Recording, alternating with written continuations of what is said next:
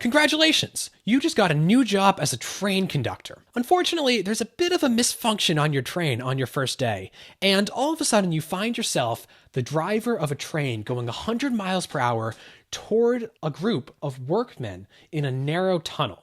If you keep going the way you're going, those workmen are going to die, 100%. There's nothing you can do about it. But thankfully, you still have control of one singular lever on your train, which you could use to turn your train onto a narrow side track. Unfortunately, you can see up ahead that there is one workman working on that track, and that he wouldn't have enough time to get off the track by the time your train made it there.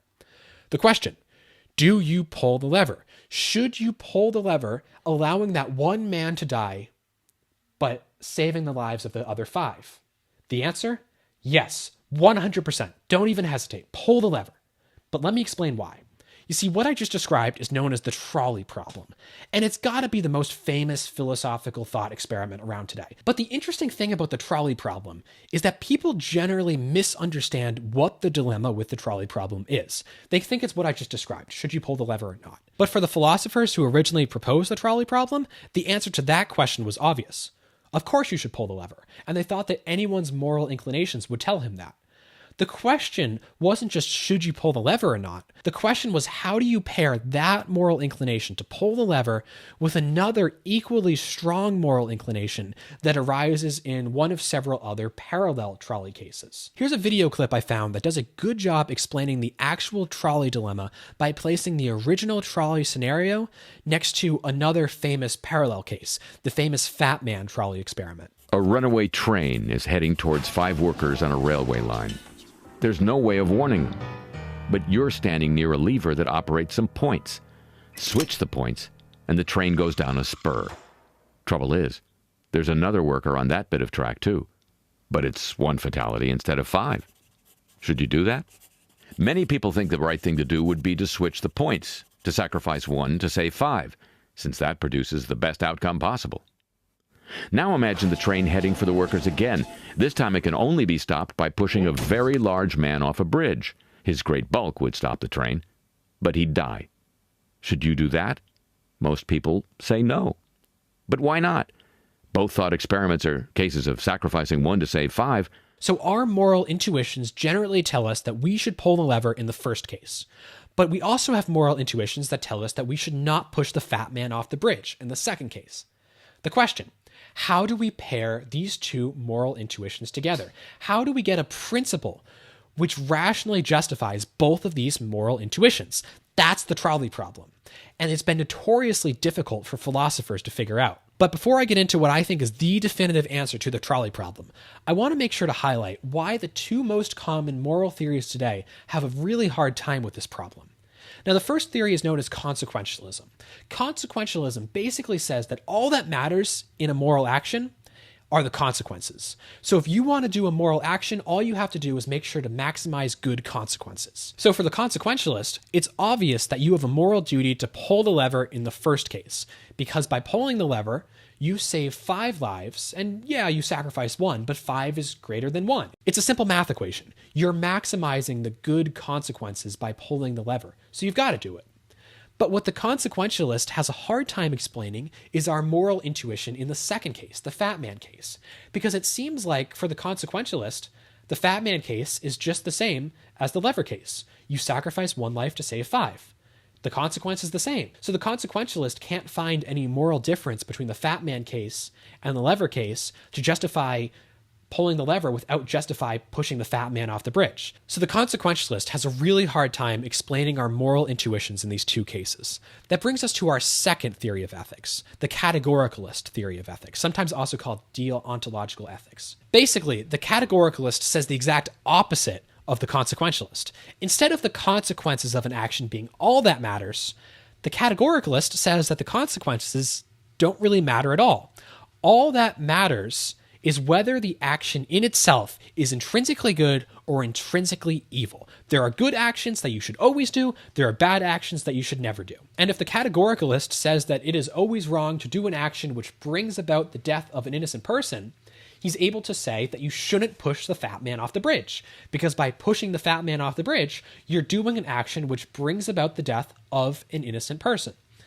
The problem is, how do you explain the lever case? It seems like the categoricalist would have to say that you can't pull the lever either, because by pulling the lever, you're doing an action which is going to bring about the death of an innocent person who otherwise would have been fine. So this brings me at last to what I think is the answer to the trolley problem, a third kind of neglected theory of ethics, known as the principle of double effect. You see, the principle of double effect is something of a middle ground between categoricalism and consequentialism. It agrees with the categoricalist that there are certain actions which are just intrinsically evil and can never be done.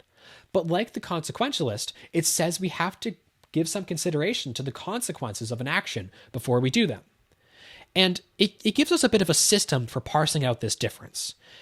Basically, the principle of double effect says that it is okay to do an action which brings about both good and bad ends, good and bad effects, as long as three conditions are met. First, the good effect that's brought about by this action must outweigh, or at least be equal to, the bad effect. Second, the bad effect must not be intended. It can only be tolerated as an unfortunate side effect. And third, the bad effect must not be used as a means to achieving the good end. So let's see how both of these trolley scenarios match up to the principle of double effect. It's obvious that they both pass the first test, the test that says that the good brought about by the action needs to outweigh the bad effect, because 5 lives is greater than 1.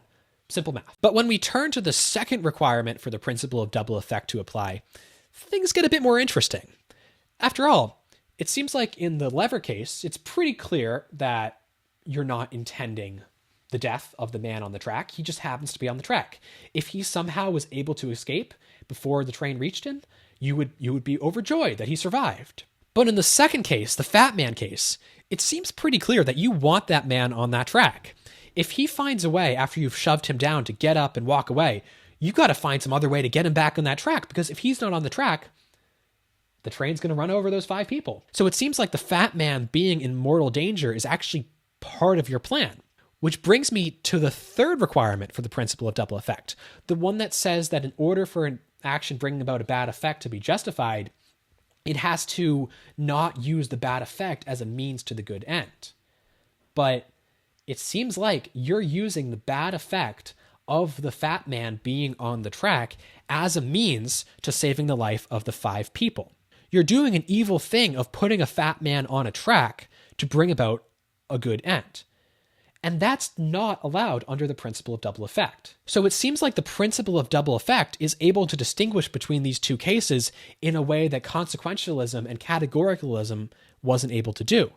The fat man case doesn't pass the second and definitely not the third test. But the lever case does pass both the second and third test. So the principle of double effect is able to justify both our moral intuition not to push the fat man off the bridge and our moral intuition to pull the lever. It's able to weave these two seemingly conflicting intuitions together. Now, just quick, I want to say one more thing about the principle of double effect and the trolley problem before ending this video.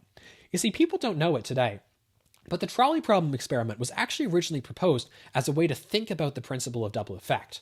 So it's interesting that the principle of double effect has kind of fallen to the wayside as a solution to this question.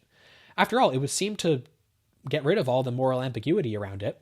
So I think that maybe we should reconsider reintroducing the principle of double effect back into the trolley problem conversation. And if you want to see more interesting philosophical ideas like the one I mentioned in this video, I recommend you subscribe to my channel as well as like this video so I can grow my channel and that you can see more videos like this. Thank you, and God bless.